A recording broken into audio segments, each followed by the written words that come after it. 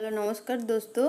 आज हम लोग स्ट्रेंथ ऑफ मटेरियल की चैप्टर स्ट्रेस के बारे में बात करेंगे। सबसे पहले हमें जानना है कि स्ट्रेस, इसके बारे में हमें सिविल इंजीनियरिंग में क्यों पढ़ाई करना चाहिए, फिर स्ट्रेस का कॉन्सेप्ट कहाँ से आया है, फिर कितने प्रकार का होता है, ये जितने भी प्रकार का होता है कहाँ पे ये सारे स्ट्रेस डेवलप्ड होता है, इसके बारे में जानना है। तो पहले शुरू करते हैं कि इसके कॉन्सेप्ट ऑफ स्ट्रेस, इसके बारे में।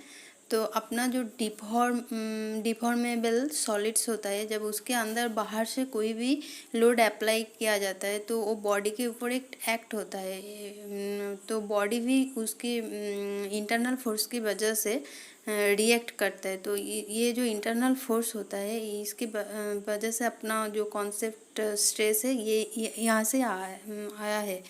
फिर उसके बाद फिर सिविल इंजीनियरिंग में क्यों पढ़ाई करना चाहिए, क्योंकि जब हम इन्वेस्टिगेशन करते कि इंटरनल रेजिस्टेंस ऑफ बॉडी के बारे में, तो उस टाइम पे हमें स्ट्रेस के बारे में जानना चाहिए। इंटरनल रेजिस्टेंस ऑफ बॉडी क्या होता है, ये है कि बॉडी के अंदर नेचर ऑफ फोर्सेस सेटअप रहता है। तो जब बाहर से कोई भी लोड अप्लाई होता है तो उसके ऊपर इफेक्ट करता है, तो बॉडी उसको कैसे बैलेंस करते हैं, इसके बारे में जानने के लिए स्ट्रेस का चैप्टर सिविल इंजीनियरिंग में ऐड किया गया है। फिर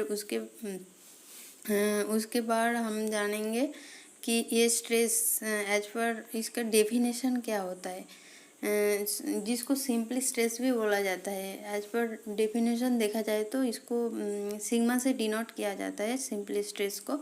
तो जो होता है जो हम लोग अप्लाइड फोर्स अप्लाई कर रहे हैं, तो उस फोर्स का रेशियो डिवाइडेड बाय जितने भी रेजिस्टिंग एरिया उसके अंदर आ रहा है, तो उसका जो रेशियो होता है, ये सिंपल स्ट्रेस का डेफिनेशन होता है। तो इसको हम सिग्मा से डिनोट करेंगे तो आएगा सिग्मा बराबर फोर्स डिवाइडेड बाय एरिया।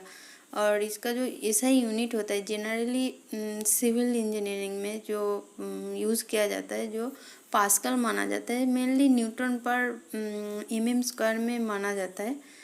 फिर जब हम लोग न्यूमेरिकल सवाल सॉल्व करेंगे तो उस टाइम पे कुछ ये यूनिट के बारे में और भी थोड़ा जानना पड़ेगा। जैसे किलो पास्कल जो 10⁻³ पास्कल के बराबर होता है, मेगा पास्कल जो 10⁻6 पास्कल के बराबर होता है, और गीगा पास्कल जो 10⁹ पास्कल के बराबर होता है।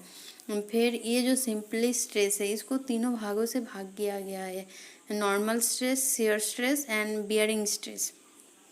तो फिर हम यहाँ पे देखेंगे कि ये जो तीनों स्ट्रेस है कहाँ पे डेवलप्ड होता है। तो पहले नॉर्मल स्ट्रेस ये जो होता है, ये जब किसी बॉडी के ऊपर force perpendicular to the cross section बराबर अप्लाई किया जाता है, तब उस टाइम पे नॉर्मल स्ट्रेस डेवलप्ड होता है। ये दो टाइप का होता है, टेंसाइल स्ट्रेस एंड कॉम्प्रेसिव।